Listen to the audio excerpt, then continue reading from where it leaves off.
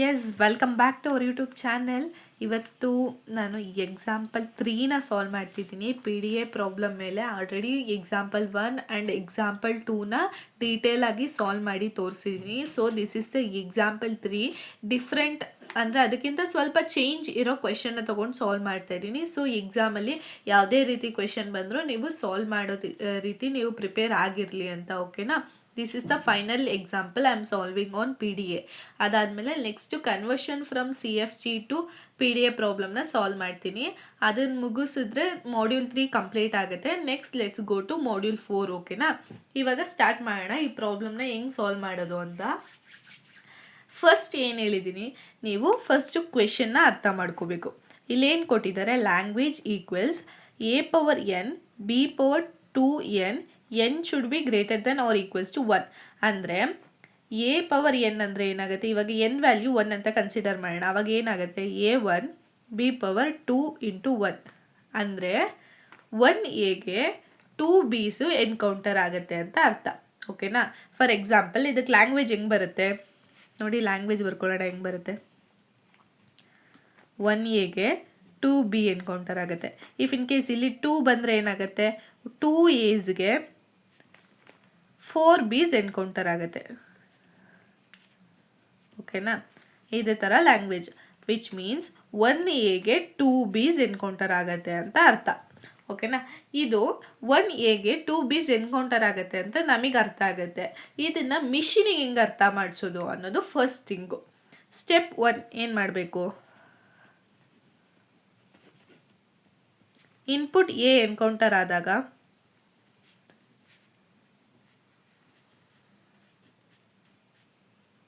ಇವಾಗ ಏನು ಮಾಡಬೇಕು, ಎ ಎನ್ಕೌಂಟರ್ ಆದಾಗ ಅಫ್ಕೋರ್ಸ್ ಪುಷ್ ಮಾಡಬೇಕು ಅನ್ನೋದು ನಿಮಗೆ ಮೈಂಡಿಗೆ ಬರುತ್ತೆ.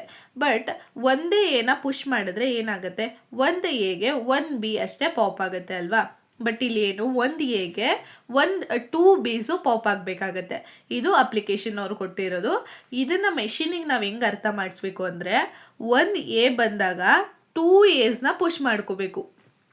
ಅಂದರೆ 1A ಜಾಗದಲ್ಲಿ 2Asನ ಪುಷ್ ಮಾಡೋದು. ಅವಾಗ ಏನಾಗುತ್ತೆ, 1A ಪ್ಲೇಸಲ್ಲಿ 2Aನ ಪುಷ್ ಮಾಡಿದ್ರೆ 2Asಗೆ 2B ಈಕ್ವಲ್ ಆಗುತ್ತಾ. ನಮಗೆ ಇಲ್ಲಿ ಲ್ಯಾಂಗ್ವೇಜ್ 1Aನೇ, ಬಟ್ ಇದು ಎನ್ಕೌಂಟರ್ ಆದಾಗ ಏನು ಮಾಡಬೇಕು, 2Asನ ಪುಷ್ ಮಾಡಬೇಕು ಅಷ್ಟೇ. ಇನ್ಪುಟ್ ಎ ಎನ್ಕೌಂಟರ್ಸ್ ಆದಾಗ push 2As into the stack. ಇದು first step. Next step 2, when B encounters ಏನು ಮಾಡಬೇಕು, ಇವಾಗ ನೀವು ಇನ್ಪುಟ್ ಎನ್ಕೌಂಟರ್ ಆದಾಗ ಏನು ಮಾಡಬೇಕು, ಫಸ್ಟು ಸ್ಟೇಟ್ನ ಚೇಂಜ್ ಮಾಡಬೇಕು. Change the state.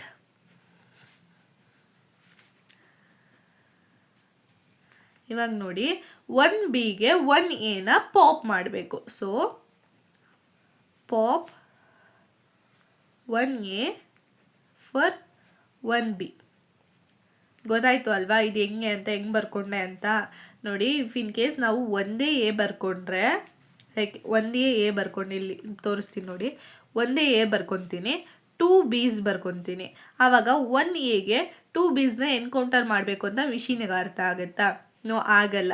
So replacing A, ಏನಾದರೂ ಎ ಎನ್ಕೌಂಟರ್ ಆದಾಗ 2Aನ ಪುಷ್ ಮಾಡಬೇಕು. ಅವಾಗ ಏನಾಗುತ್ತೆ, 2A ಪುಷ್ ಆಗುತ್ತೆ. ಬಿ 2 ಎನ್ಕೌಂಟರ್ ಆದಾಗ 1Bಗೆ 1 ಪಾಪ್ ಆಗುತ್ತೆ, ಇನ್ನೊಂದು Bಗೆ ಇನ್ನೊಂದು ಪಾಪ್ ಆಗುತ್ತೆ. ಓಕೆನಾ? ಇದು ಮಿಷಿನ್ಗೆ ಅರ್ಥ ಮಾಡಿಸೋದು. ನಾವು ಫಸ್ಟು ಲಾಜಿಕಲಿ ಈ ಕ್ವೆಶನ್ನ ಅರ್ಥ ಮಾಡ್ಕೋಬೇಕು, ಅವಾಗಷ್ಟೇ ಸೊಲ್ಯೂಷನ್ನ ಸಾಲ್ವ್ ಮಾಡೋದು ಅರ್ಥ ಆಗೋದು. ಓಕೆನಾ? ನೆಕ್ಸ್ಟ್ ಸ್ಟೆಪ್ 3 ಏನು ಮಾಡಬೇಕು, continue step 2 until stack become empty. Stack empty ಆಗೋವರೆಗೂ ಈ ಸ್ಟೆಪ್ಸ್ನ ನಾವು ಕಂಟಿನ್ಯೂ ಮಾಡ್ತಾ ಇರಬೇಕು. ಓಕೆನಾ? ಇದಕ್ಕೆ ಟ್ರಾನ್ಸಿಷನ್ ಫಂಕ್ಷನ್ ಹೆಂಗೆ ಬರೆಯೋದು, ಫಾರ್ ಎಕ್ಸಾಂಪಲ್ ಇವಾಗ ನಾನು ಇದನ್ನೇ ಕನ್ಸಿಡರ್ ಮಾಡ್ತೀನಿ ನೋಡಿ, 2Asು 4Bs ಕನ್ಸಿಡರ್ ಮಾಡೋಣ. ಸ್ಟ್ರಿಂಗು 2As 4Bs ಅಂದರೆ A power 2 B power 2 into 2. ನೋಡಿ, A power N B power 2n ಅಲ್ವಾ. ಇನ್ನು ಹೆಂಗೆ ಮಾಡೋದು, A power 2 B power 2 into 2. ಅವಾಗ ಏನಾಗುತ್ತೆ, ಎ 2 ಆಗುತ್ತೆ, ಬಿ 2 ಆಗುತ್ತೆ, 4 ಆಗುತ್ತೆ. ಓಕೆನಾ. Transition function first initial state ಏನು Q naught. Top of the stack initially ಏನಿರುತ್ತೆ ಝೆಡ್ ನಾಟ್ ಇರುತ್ತೆ. ಸೊ ಬರ್ಕೊತೀನಿ. ಇವಾಗ ಎ ಎನ್ಕೌಂಟರ್ ಆಗ್ತಿದೆ. ಎ ಎನ್ಕೌಂಟರ್ ಆಗಿದಾಗ ನಾವೇನು ಮಾಡಬೇಕು, ಸ್ಟೆಪ್ 1ಅಲ್ಲೇ ಹೇಳಿದ್ದೀನಿ, ಈವನ್ ಎ ಎನ್ಕೌಂಟರ್ ಆಗುತ್ತೆ ಆವಾಗ 1 ಎಗೆ 2 ಪುಷ್ ಮಾಡಬೇಕು. ಆವಾಗ ಕ್ಯೂ ನಾಟ್ ಸೇಮ್ ಸ್ಟೇಟಲ್ಲಿರುತ್ತೆ, ಎ ಝೆಡ್ ನಾಟ್ ಅಂದರೆ 2 ಪುಷ್ ಮಾಡಿದ್ದೀನಿ 1 ಜಾಗಕ್ಕೆ. ಓಕೆನಾ. ನೆಕ್ಸ್ಟ್ ಮತ್ತೆ ಎ ಎನ್ಕೌಂಟರ್ ಆಗುತ್ತೆ, ಸ್ಟೇಟ್ ಚೇಂಜ್ ಆಗಲ್ಲ ಬಿಕಾಸ್ ಸೇಮ್ ಇನ್ಪುಟ್ ಬರ್ತಿದೆ. ಟಾಪ್ ಆಫ್ ದಿ ಸ್ಟ್ಯಾಕ್ ಏನಿದೆ ಎ ಇದೆ, ಬರ್ಕೊತೀನಿ. ಇವಾಗ ಏನು ಮಾಡಬೇಕು, ಕ್ಯೂ ನಾಟ್ ಮತ್ತು 2 ಪುಷ್ ಮಾಡಬೇಕು. ಓಕೆನಾ. ಅಂದರೆ ಇವಾಗ ಟೋಟಲ್ ಎಷ್ಟು ಏಸ್ ಆಯಿತು ಸ್ಟ್ಯಾಕಿಗೆ ನೋಡಿ, ಫಸ್ಟು ಇಲ್ಲಿ 2 ಪುಷ್ ಮಾಡಿದ್ದೀವಿ. ಓಕೆನಾ. ಅಗೇನ್ 2 ಪುಷ್ ಮಾಡಬೇಕು. ಟೋಟಲ್ 1 2 3 4 ಆಗಿದೆ ಸ್ಟ್ಯಾಕಲ್ಲಿ. ಇಲ್ಲಿ ಹೆಂಗೆ ಸಾಲ್ವ್ ಮಾಡಿದೆ ಅಂತ ಗೊತ್ತಾಯ್ತಲ್ಲ. ಫಸ್ಟು 1 ಎನ್ಕೌಂಟರ್ ಆದಾಗ 2 ಪುಷ್ ಮಾಡಿದ್ದೀನಿ ಸ್ಟ್ಯಾಕಿಗೆ. ಅಗೇನ್ 1 ಎನ್ಕೌಂಟರ್ ಆದಾಗ ಅಗೇನ್ 2 ಪುಷ್ ಮಾಡಿದ್ದೀನಿ. Next Q naught state, top of the stack ಏನಿದೆ ಎ ಇದೆ, ಬಿ ಎನ್ಕೌಂಟರ್ ಆದಾಗ ಏನು ಮಾಡಬೇಕು, ಒಂದು ಬಿಗೆ 1 ಪಾಪ್ ಮಾಡಬೇಕು. ಇಲ್ಲಿ ನೋಡಿ, when B encounter change the state pop 1 for 1 so 1 pop ಮಾಡ್ತೀನಿ. ಆವಾಗ ಸ್ಟೇಟ್ ಏನು ಚೇಂಜ್ ಆಗುತ್ತೆ ಎಪ್ಸಿಲಾನ್. ಓಕೆನಾ. Next again Q naught B A ಅಂದರೆ top of the stack A ಇದೆ, ಬಿ ಎನ್ಕೌಂಟರ್ ಆಗ್ತಿದೆ. ಆವಾಗ ಏನು ಮಾಡಬೇಕು, ಇಲ್ಲಿ ಸ್ಟೇಟ್ ಚೇಂಜ್ ಮಾಡಿದ್ದೀನಿ. So Q1 again epsilon. Next so ಒಂದು ಪಾಪ್ ಆಯಿತು. ಥರ್ಡ್ ಬಿ ಎನ್ಕೌಂಟರ್ ಆಗ್ತಿದೆ, Q1 state, third B encounter ಆಗ್ತಿದೆ. ಟಾಪ್ ಆಫ್ ದಿ ಸ್ಟ್ಯಾಕ್ ಏನಿದೆ ಎ ಇದೆ, ಆವಾಗ ಅನಂತರ 1 ಬಿಗೆ ಪಾಪ್ ಮಾಡಬೇಕು. ಪಾಪ್ ಮಾಡ್ತೀನಿ. So Q1 epsilon. Next Q1 ಮತ್ತೆ 1 ಬಿ ಎನ್ಕೌಂಟರ್ ಆಗ್ತಿದೆ. ಟಾಪ್ ಆಫ್ ದಿ ಸ್ಟ್ಯಾಕ್ ಏನಿದೆ ಎ ಇದೆ, ಹಾಗೇನು ಮಾಡಬೇಕು, ಪಾಪ್ ಮಾಡಬೇಕು. ಸೊ ಎ ಪಾಪ್ ಆಗುತ್ತೆ ಎಪ್ಸಿಲಾನ್. ಇವಾಗ ಟಾಪ್ ಆಫ್ ದಿ ಸ್ಟ್ಯಾಕ್ ಏನಿದೆ Q1 ಇದೆ, ಲೈಕ್ ಸ್ಟೇಟ್ ಯಾವುದಿದೆ Q1 ಇದೆ. ಟಾಪ್ ಆಫ್ ದಿ ಸ್ಟ್ಯಾಕ್ ಏನಿದೆ ಝೆಡ್ ನಾಟ್ ಇದೆ. ಇನ್ಪುಟ್ ಎಪ್ಸಿಲಾನ್, ಲಾಸ್ಟಲ್ಲಿ ಎಪ್ಸಿಲಾನ್ ಇನ್ಪುಟ್ ತೊಗೋತೀವಿ. ಆವಾಗ ಸ್ಟೇಟ್ ಏನಾಗುತ್ತೆ, Q1 ಇಂದ Q2 ಸ್ಟೇಟ್ ಚೇಂಜ್ ಆಗುತ್ತೆ. ಆ್ಯಂಡ್ ಇವಾಗ ಎಪ್ಸಿಲಾನ್ ಎನ್ಕೌಂಟರ್ ಆದಾಗ ಏನು ಮಾಡಬೇಕು, ಪಾಪ್ ಮಾಡಬೇಕು. ಸೊ ಝೆಡ್ ನಾಟ್ ಕೂಡ ಪಾಪ್ ಆಗಿ ಎಪ್ಸಿಲಾನ್ ಉಳಿಯುತ್ತೆ, ವಿಚ್ ಮೀನ್ಸ್ ಎಂಟಿ ಸ್ಟ್ಯಾಕ್. ಇವಾಗ ಸ್ಟ್ಯಾಕಲ್ಲಿ ಏನೂ ಇಲ್ಲ, ಎಂಟಿ ಸ್ಟ್ಯಾಕ್ ಆಗಿದೆ. ಓಕೆನಾ. This is the transition function. ಇಲ್ಲಿ ಏನಕ್ಕೆ 1 ಬಂದಾಗ 2 ನಾನು ಪುಷ್ ಮಾಡ್ಕೋತಿದ್ದೀನಿ ಅನ್ನೋದು ನಿಮಗೆ ಅರ್ಥ ಆಗಿದೆ ಅಲ್ವಾ. ಬಿಕಾಸ್ ಅವ್ರ ಕ್ವೆಶನಲ್ಲಿ A power N B power 2n ಅಂತ ಕೊಟ್ಟಿದ್ದಾರೆ. ಅಂದರೆ 1 ಎಗೆ 2 B's ಎನ್ಕೌಂಟರ್ ಆಗಬೇಕು ಅಂತ. ಇದು ನಮಗೆ ಅರ್ಥ ಆಗುತ್ತೆ. ಬಟ್ ಮೆಷಿನ್ಗೆ 1 ಎಗೆ 1 B ಅಷ್ಟೇ ಎನ್ಕೌಂಟರ್ ಆಗೋದು ಅಂತ ಅರ್ಥ ಆಗುತ್ತೆ. ಸೊ ಏನು ಮಾಡಬೇಕು, ಪುಷ್ ಮಾಡಬೇಕಾದ್ರೆ 1 ಜಾಗದಲ್ಲಿ 2 ಪುಷ್ ಮಾಡಬೇಕು. ಓಕೆನಾ. ಇವಾಗ ಇದಕ್ಕೆ ಟ್ರಾನ್ಸಿಷನ್ ಡಯಾಗ್ರಾಮ್ನ ಬರೆಯೋಣ. First state Q naught state on input A, top of the stack Z naught ಎಲ್ಲಿಗೆ ಹೋಗ್ತಿದೆ, ಕ್ಯೂ ನಾಟ್ಗೆ ಹೋಗ್ತಿದೆ, self. So A Z naught gives push ಮಾಡಬೇಕು. So A Z naught. ಓಕೆನಾ. ನೆಕ್ಸ್ಟ್ ಕ್ಯೂ ನಾಟ್ ಎ ಅಂದರೆ top of the stack A ಇದೆ and input A ಆಗುತ್ತೆ. ಆವಾಗ ಏನು ಮಾಡಬೇಕು, ಪುಷ್ ಮಾಡಬೇಕು. ಸೊ ಏನಾಗುತ್ತೆ, 2 ಪುಷ್ ಮಾಡಬೇಕು. ಓಕೆನಾ. So A top of the stack A push ಮಾಡಿದ್ರೆ ಎ ಆಗುತ್ತೆ. ಓಕೆನಾ. ಇಷ್ಟು ಗೊತ್ತಾಯ್ತಲ್ಲ.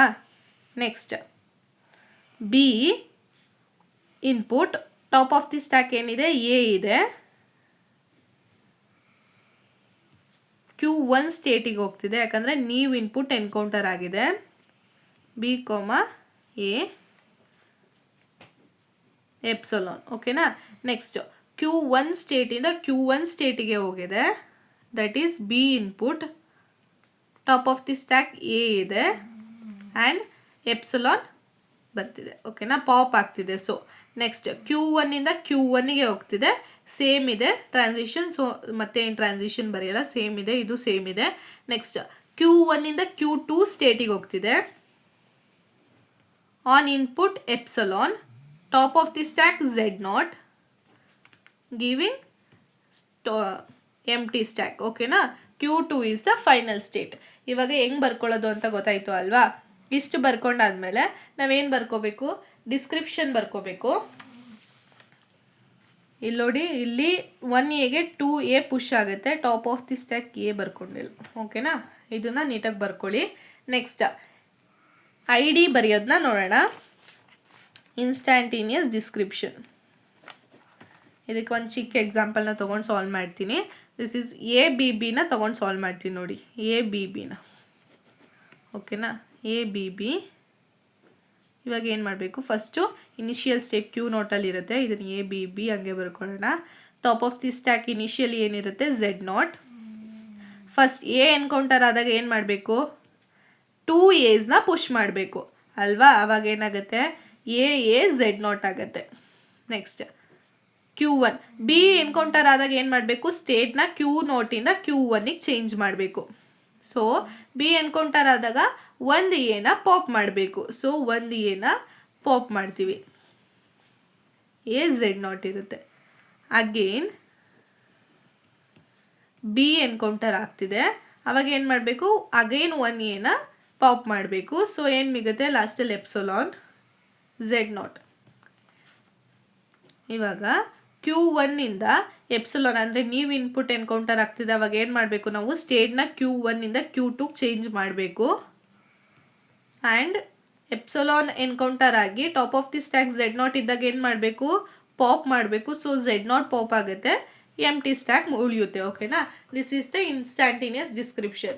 ಇದು ನಾವೇ ಸ್ಟ್ರಿಂಗ್ ತೊಗೊಂಡು ಬರೆಯೋದಕ್ಕೆ ಅವ್ರು ಏನಾದರೂ ಪರ್ಟಿಕ್ಯುಲರ್ ಆಗಿ ಸ್ಟ್ರಿಂಗ್ ಮೆನ್ಷನ್ ಮಾಡಿ ಅದೇ ಸ್ಟ್ರಿಂಗಿಗೆ ಇನ್ಸ್ಟ್ಯಾಂಟೇನಿಯಸ್ ಡಿಸ್ಕ್ರಿಪ್ಷನ್ ಬರೀರಿ ಅಂತ ಕೊಟ್ಟಿದ್ರೆ ಅದೇ ಸ್ಟ್ರಿಂಗಿಗೆ ಬರಿಬೇಕು. ಓಕೆನಾ, this is the third example.